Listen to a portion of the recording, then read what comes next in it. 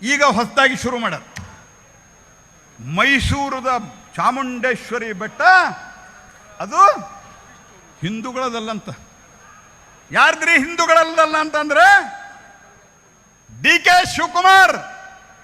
ಅದು ಮುಜರಾಯಿ ಇಲಾಖೆಯಲ್ಲದಂದ್ರೆ ಹಿಂದೂ ದೇವಸ್ಥಾನದಲ್ಲಿ ಬರ್ತದೆ. ಇಷ್ಟಾದ್ರೂ ನಿಮಗೆ ಗೊತ್ತಿರ್ಬೇಕಲ್ಲ, ಏನ್ ಆದ್ರೂ ಹೊಡಿಬೇಕಂತ ಮಾಡಿರಿ ನೀವು.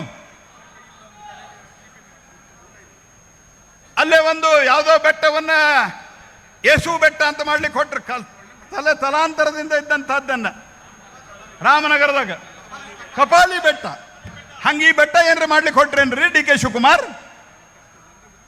ಏನ್ ನಡೆಸಿರಿ ನೀವು ರಾಜ್ಯದೊಳಗ? ಮತ್ತೆ ನಿಮ್ಮ ಮೂಲಕ ಕಾಂಗ್ರೆಸ್ ಪಾರ್ಟಿಗೆ, ಸೋನಿಯಾ ಗಾಂಧಿಗೆ ಹೇಳಲಿಕ್ಕೆ ಬಯಸ್ತೀನಿ, ನಿಮ್ದು ಈ ನಾಟಕ ನಡೆಯೋದಿಲ್ಲ.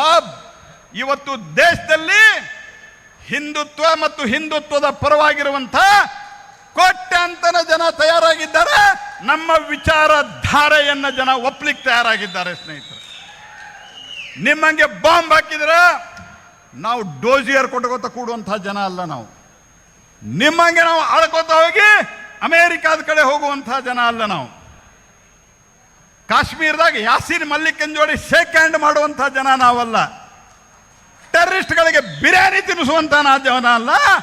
ಈ ದೇಶದ ಮೇಲೆ ಕಣ್ಣು ಕೆತ್ತಗದು ನೋಡಿದ್ರೆ ಆ ಕಣ್ಣನ್ನು ಕಿತ್ತಿ ಹಾಕುವಂತಹ ಶಕ್ತಿ ಇವತ್ತು ಭಾರತಕ್ಕೆ ಬಂದಿದೆ ಸ್ನೇಹಿತರೆ.